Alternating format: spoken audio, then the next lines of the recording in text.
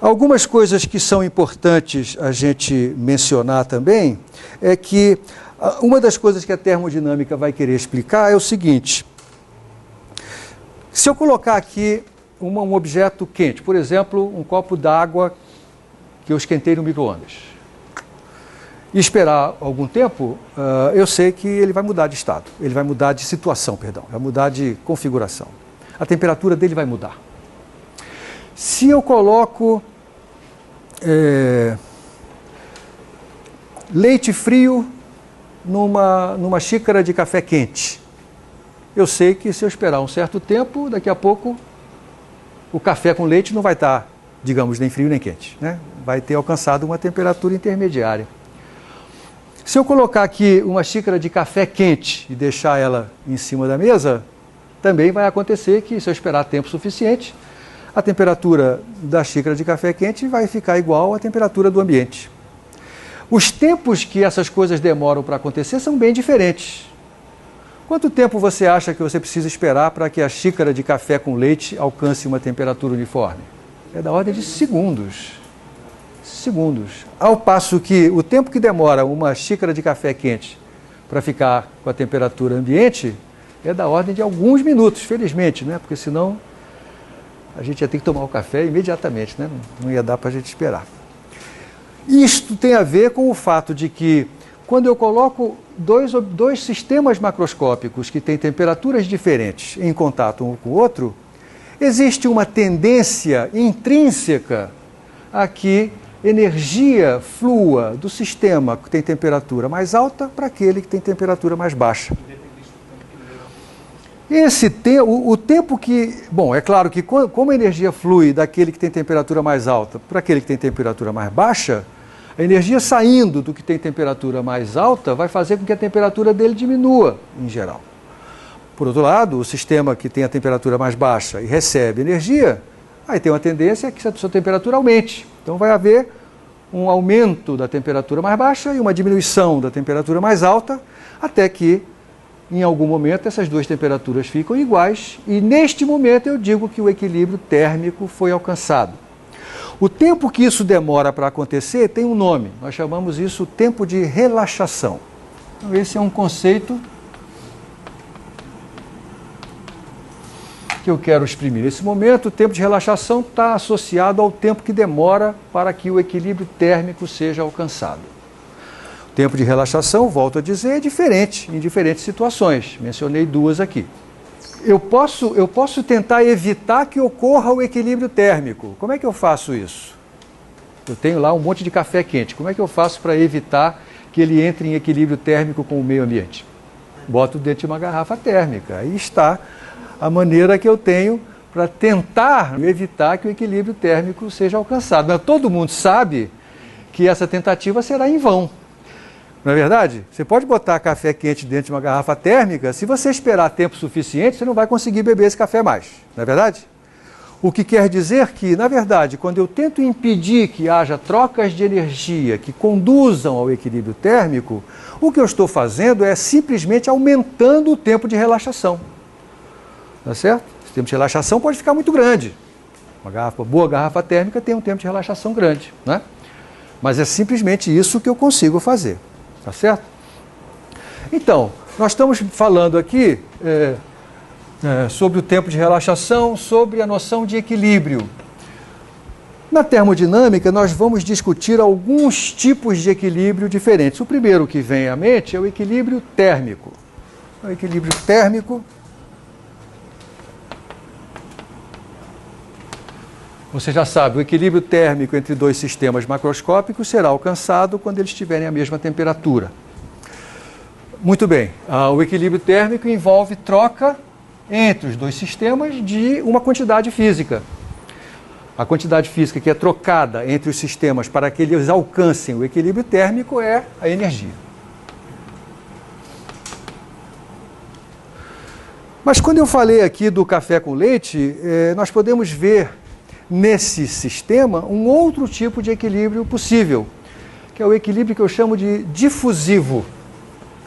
Porque moléculas associadas ao leite, moléculas associadas ao café, vão ficar passeando no meio do café com leite, Logo que eu despejo o leite, elas estão concentradas no ponto onde eu despejei, mas se eu esperar um pouquinho, elas vão se espalhar pelo volume total do sistema, até que seja alcançada uma situação na qual, apesar das moléculas continuarem em contínuo movimento, se eu pegar cada pedacinho, ou cada pequeno volume do café com leite, o número de moléculas que veio de um e de outro continua aproximadamente o mesmo.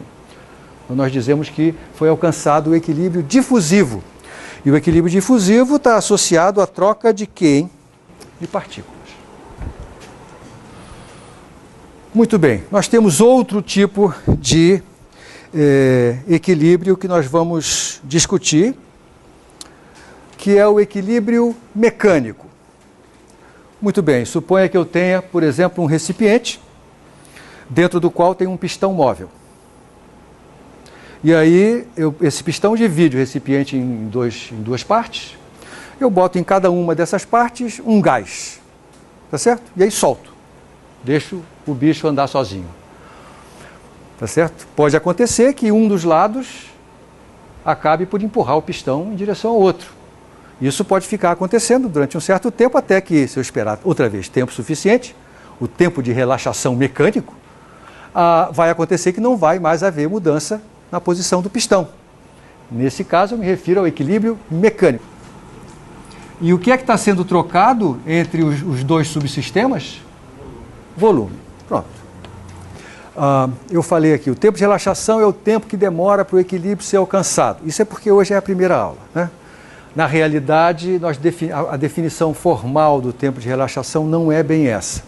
Nós definimos o tempo de relaxação como sendo o tempo que demora para que a diferença entre as quantidades envolvidas nas trocas caia para 1/E do seu valor inicial.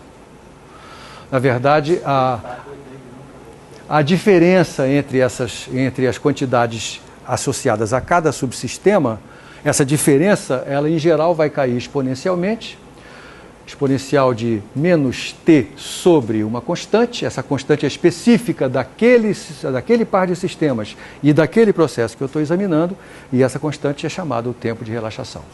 Essa é a definição formal, matemática, desse termo. Mas, outra vez, para nosso uso cotidiano, podemos pensar da maneira simplesinha que eu usei logo no início. Tá? Aí, quais são as grandezas que estão associadas à situação de equilíbrio? Quais são as grandezas associadas a essas situações de equilíbrio? Né? A grandeza associada ao equilíbrio térmico, nós já mencionamos, é a temperatura. Então, a grandeza que vai sinalizar que o equilíbrio térmico foi alcançado é a temperatura. A grandeza que vai sinalizar que o equilíbrio mecânico foi alcançado, qual é? Veja o exemplo que eu citei. Aqui, um recipiente com um pistão móvel. Por que é que o pistão vai andar para um lado ou para o outro? Ele vai andar para um lado ou para o outro em função da diferença de pressões entre os dois subsistemas, não é verdade? O subsistema que está exercendo uma pressão maior vai conseguir empurrar o pistão, mas na hora que ele empurra o pistão, a densidade dele diminui, a pressão dele diminui, ao passo que no outro a densidade aumenta, a pressão aumenta, até que elas se equilibrem. Então, a grandeza que vai sinalizar o equilíbrio mecânico é a pressão. Mesmo que nós não tenhamos definido ainda da forma final o que é temperatura, você já tem uma noção intuitiva e até vivenciada do que essa grandeza significa. A pressão também é algo conhecido seu, não é? O que é a pressão mesmo? A pressão exercida sobre uma superfície é a componente normal da resultante das forças exercidas sobre essa superfície dividido pela área. O meu amigo Marcelo Fonteboa, alguns de vocês talvez conheçam, professor de ensino médio, ele tem uma brincadeira que ele faz sempre quando ele vem aqui fazer as palestras lá do Panorama da Física. Ele traz uma placa de madeira e um chumbo, desse chumbo de pesca, e pede para o aluno avaliar qual dos dois é mais pesado. Então o menino pega aqui o chumbo de pesca, pega a placa de madeira e responde, claro que é o chumbo, né? Aí ele pendura os dois num dinamômetro para medir exatamente qual é o peso, e o cara descobre que o peso da placa de madeira é bem maior do que o peso do chumbo. E por que a sensação que nós temos é diferente? porque na verdade a nossa pele, né, a nossa sensibilidade, ela responde à pressão e não à força. E como o chumbo, a superfície de contato dele com a mão é muito menor do que a superfície de contato da placa de madeira, a pressão exercida é maior, de fato, no chumbo do que na placa de madeira. É a pressão que vai sinalizar a ocorrência do equilíbrio mecânico. Na verdade, nós podemos até definir a situação de equilíbrio como sendo a situação na qual, como eu disse antes, o sistema termodinâmico possa ser caracterizado por um número muito pequeno de números, de grandeza, de valores de grandeza. Isso quer dizer, por exemplo, que a pressão no sistema termodinâmico no equilíbrio tem que ser a mesma em todos os seus pontos. Você pode dizer, bom, mas isso é meio redundante, né? Porque eu estou definindo o equilíbrio, e para isso eu estou dizendo que um sistema termodinâmico no equilíbrio é caracterizado por poucas variáveis, e ao mesmo tempo estou dizendo que para alcançar, eu só consigo determinar se ele está no equilíbrio, se de fato eu conseguir caracterizar com poucas variáveis. É verdade, mas é assim mesmo que isso procede. A grandeza que vai sinalizar o equilíbrio difusivo é nova para você. Você certamente nunca ouviu falar nela. Vai apresentar aqui hoje o seu nome, né? Não se espante, ela vai aparecer no futuro. Ela se chama o potencial químico. Ela vai ter uma enorme importância quando nós discutirmos as mudanças de fase. A mudança de fase, nós vamos estar interessados em analisar o que acontece com partículas que saem de uma fase para outra e vice-versa. O equilíbrio entre fases vai se dar quando houver um equilíbrio difusivo entre partículas indo de um lado para o outro e do outro para um. Isto vai acontecer quando os potenciais químicos das duas fases forem iguais. Mas isso